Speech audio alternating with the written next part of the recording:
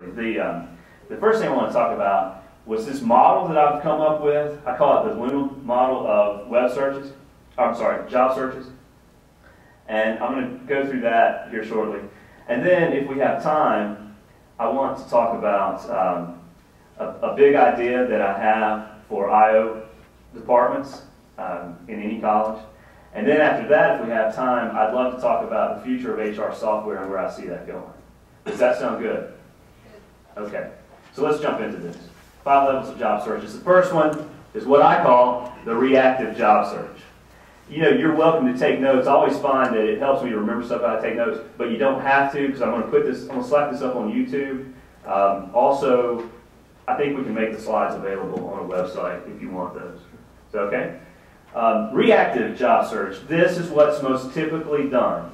This is where you blast out resumes to umpteen thousand employers, right? Or you create an online profile, LinkedIn.com, something like that. You wait for a call for an interview, or maybe if you feel like you're a little more active, then you'll call them. Hey, did you get my resume? Okay, you didn't? Okay, well, I'll send you another one. All right, bye. And so that's that level of job search. And then if you do get a job somehow, some way through that, you go start. They'll tell you what they need done, and you'll get paid right from the start. I mean, maybe it takes a week or 2 weeks to get the first check, but you're earning money right out of the gate, right? So that's what the typical job search is. I'm calling that reactive. The next level is what I call active.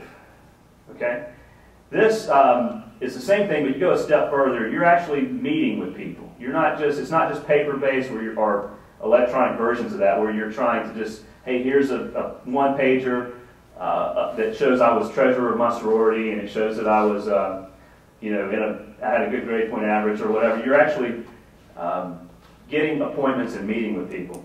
So network, network, network. You are treating this as a job. Your job is finding a job, and you're going out and you're meeting with as many people as you can. You call up Dr. Bitterman and you say, Mike, I haven't talked to you in a long time. I'm starting a job search right now. I just wanted to pick your brain about a couple things. Can we have lunch?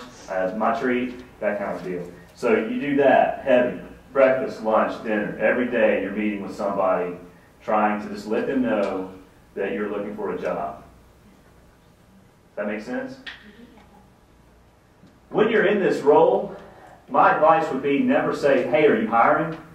You always want to say, would you be a reference for me? And I'm not talking about some rinky-dink LinkedIn.com reference where they really don't know you, but something where to say, would you really not only serve as a reference, but someone may call you from an employer.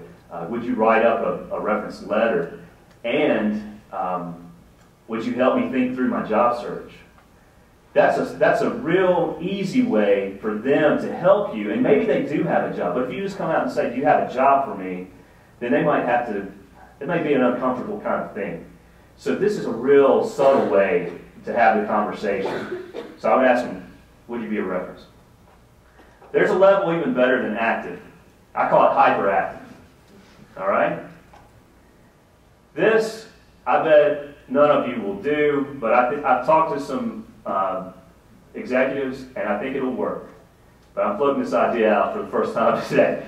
Okay, you go find your dream job at your dream company. I'll give you an example. I've heard someone that wanted to travel, so they went straight to an airline, maybe a Delta or a JetBlue or whoever.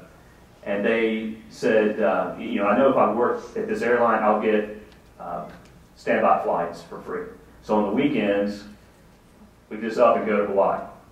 That sounded pretty cool to them, right? So that was their dream job. So they found the highest level person they could get an appointment with at such and such airline. And you go up to them and you say, I just need 7 minutes with you. You may have to go through an executive secretary or someone like that to get an appointment. But I just need 7 minutes to talk. It won't take me long. When you get that 7-minute appointment, you introduce yourselves, and very quickly you say, listen, I have studied your company. I know what I can do to help your company. I will work with your company for 3 months for free. You don't have to pay me a dime. I'll be a contract employee. Just let me start tomorrow. At the end of that 3 months, if you're not satisfied with my performance, I'm out of here. If at the end of that 3 months, this is not as good as I thought it would be, I'm out of here. And we part friends. No harm, no foul. Now, a lot of people I know are sitting there saying, no way, man, I cannot afford 3 months. I got to eat. The fact of the matter is, you're going to spend more than 3 months doing a job search, particularly in this economy. Anybody disagree with that? It takes a long time to find a job.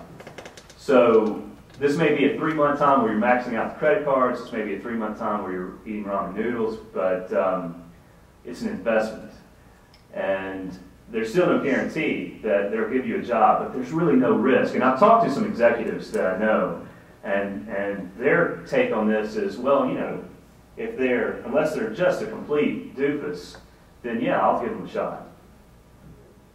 That makes sense? That's hyperactive. There's a level beyond this. Anybody guess what it would be? What? Psychoactive?